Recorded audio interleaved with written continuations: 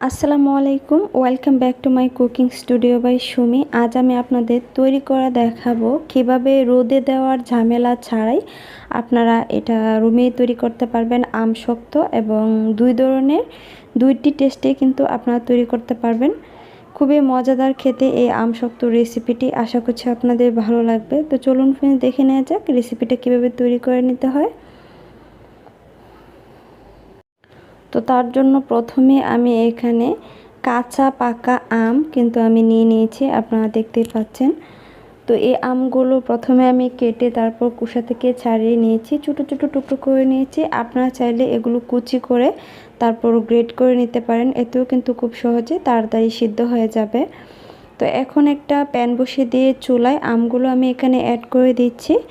আমগুলো অ্যাড করে দেওয়ার পর আমি এখানে 1 কাপের মতো পানি দিয়ে দিচ্ছি।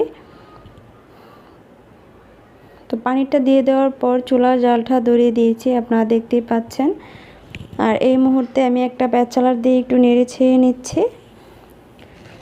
তো কিছুক্ষণের জন্য একটা ঢাকনা দিয়ে ঢেকে দিচ্ছি। ঢাকনা দিয়ে ঢেকে দেওয়ার পর আমি 10 থেকে 15 মিনিটের মতো এটা জাল করে নিয়েছিলাম। আমটা কিন্তু আমার পুরোপুরি সিদ্ধ হয়নি, হালকা পরিমাণে একটু শক্ত আছে। এই মুহূর্তে প্যাচালার দিয়ে আমি একটু ভেঙে নিচ্ছি এভাবে নেড়ে ছেড়ে। তো কিছুক্ষণ ভেঙে নেওয়ার পর আর জাল করে নেওয়ার পর আপনারা দেখতে পাচ্ছেন পিউরিটা এটা কিন্তু সফট হয়ে গেছে, সিদ্ধ হয়ে গেছে। তো এভাবে কিছুক্ষণ নেড়ে ছেড়ে আমি চুলার জালটাকে অফ করে দিয়ে এটাকে নামিয়ে নিয়েছি। আর এখন আমি একটা স্ট্রেনারে নিয়ে তারপর এটাকে আমি ছেঁকে নিব। এতে কি হয়, আপনার আমসত্বটা আমরা যে তৈরি করব সেটা কিন্তু পিউরিটা আপনার অনেক সফট হয়, আর আমসত্বটা খেতে কিন্তু ভীষণ দারুণ লাগে।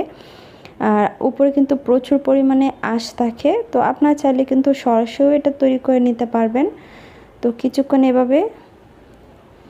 আমি এভাবে চেলে নিয়েছি, আপনারা দেখতে পাচ্ছেন উপরে কিন্তু প্রচুর পরিমাণে অনেকটা আঁশ বের হয়েছে। তো সবটা চেলে নেওয়ার পর আবার অন্য একটি প্যানে এখন আমি এখানে যে আমের পিউরিটা তৈরি করে নিয়েছিলাম সেই পিউরিটা আমি এখানে অ্যাড করে দিয়েছি। অ্যাড করে দেওয়ার পর এখানে আমি 1 কাপের মতো চিনি দিয়ে দিচ্ছি। 1 কাপের উপরে একটু দিয়েছি চিনি। তো আপনারা চাইলে যে যেরকম মিষ্টি খেতে পছন্দ করেন সেই পরিমাণে কিন্তু চিনিটা এখানে অ্যাড করতে পারেন। কাঁচা আমে কিন্তু প্রচুর পরিমাণে টক থাকে, সেই পর্যায়ে কিন্তু চিনিটা এখানে অ্যাড করবেন।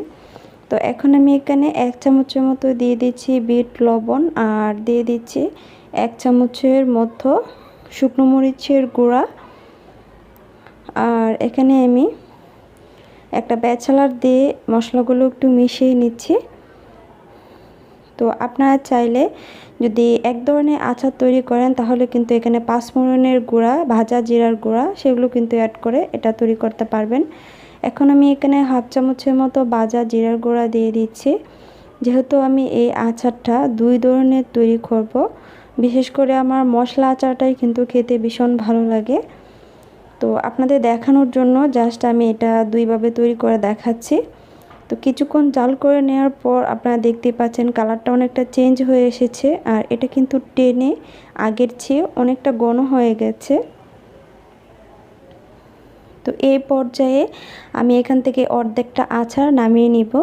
তো অন্য একটি প্লেটে অল্প পরিমাণে একটু সরিষার তেল দিয়ে আমি একটা ব্রাশ দিয়ে ব্রাশ করে নিচ্ছি। এটা কিন্তু আমার পিৎজা প্লেট, বিশেষ করে আমার এরকম কোনো বিশেষ করে স্টিলের বা কোনো প্লেট নেই যেগুলোতে আমি আচার শুকাবো। আচারটা বিশেষ করে স্টিলের বা গ্রামের বাড়িতে যেভাবে শুকানো হয় ডালা চালন, ওইগুলোতে কিন্তু শুকালে আচারটা আপনার খুব ভালো হয়, খেতে কিন্তু তিতো লাগে না। আর বাকি যে আচারটা ছিল সেখানে আমি এখানে 1 চামচের উপরে আমি চিলি ফ্লেক্স দিয়ে দিচ্ছি। অল্প পরিমাণে টেলে নেওয়ার পর সেটা আমি ভেঙে গুঁড়ো করে নিয়েছিলাম। আর এখন আমি এখানে দিয়ে দিচ্ছি বিশেষ কিছু মশলা, পাঁচফোড়নের সাথে আরও অনেক মশলা মেশানো। আপনারা চাইলে শুধু পাঁচফোড়নের গুঁড়াটাও কিন্তু এখানে অ্যাড করতে পারেন, এতেও কিন্তু খেতে ভীষণ ভালো লাগবে। তো মশলাটা দেওয়ার পর আমি আরও 2 থেকে 3 মিনিটের মতো এটা জাল করে নিয়েছি। তো ফ্রেন্ডস, এটা আমার জাল করে নেওয়া হয়ে গেছে। এখন এই আচারটাকেও আমি নামিয়ে নিচ্ছি। নামিয়ে অন্য একটি প্লেটে আমি সামান্য পরিমাণে সরিষার তেল দিয়ে এটাকেও ব্রাশ করে নিচ্ছি। তো ফ্রেন্ডস, এটা আমার ব্রাশ করে নেওয়া হয়ে গেছে। এখন যে আচারটা, সেই আচারটাকে আমি পুরোপুরি এখানে ঢেলে দিয়েছি। তো ঢেলে নেওয়ার পর এটা আমি নিচ থেকে একটু ট্যাপ করে দিলেই কিন্তু খুব ভালোভাবে এটা সমান হয়ে যাবে। তো আপনাদের যাদের কাছে রোদের ব্যবস্থা নেই তারা কিভাবে আচারটা শুকাবেন, আমি কিন্তু রোদে দেওয়ার ঝামেলা চাই, কিন্তু আচারটা কিভাবে শুকিয়ে নিব সেই ব্যবস্থাটা আপনাদের আমি দেখিয়ে দিচ্ছি। গ্যাসের চুলাটা অন করে দুটো আচারই কিন্তু আমি এভাবে নিচ দিয়ে দিয়ে তারপর কিন্তু আমি শুকিয়ে নিয়েছি। চেষ্টা করবেন চুলাটা হাই হিটে না দিয়ে মিডিয়াম হিটে দিয়ে কিন্তু আচারগুলো শুকানোর জন্য। এতে আপনার কি হবে, উপরের কালারটা খুব সুন্দর আসবে, পুড়ে যাওয়ার কোনো চান্স থাকে না, নইলে কিন্তু উপরে কিন্তু আচারটা অনেক সময় পুড়ে যায়। তো আচারগুলো শুকানোর পর আপনারা দেখতে পাচ্ছেন ছোটো হয়ে গেছে আর খুব সুন্দর একটা কালার চলে এসেছে, একদম পাতলা হয়েছে। আমি একটু কাছ থেকে আপনাদের দেখিয়ে দিচ্ছি। আপনারা দেখতেই পাচ্ছেন আচারটা নিচ দিয়ে একদম যখন ভালোভাবে শুকিয়ে যাবে তখন কিন্তু আপনার ইচ্ছে মতো আপনারা এভাবে শুকিয়ে নিতে পারেন। আর মাঝখানে আপনারা দেখতে পাচ্ছেন একটু ছিঁড়ে গেছে, আমি পরবর্তীতে কিন্তু এখানে আবার আচারটা দিয়েছিলাম, সেটা কিন্তু আলাদাভাবে এভাবে রয়ে গেছে। আর খুব ভালোভাবেই কিন্তু আচারটা শুকিয়েছে।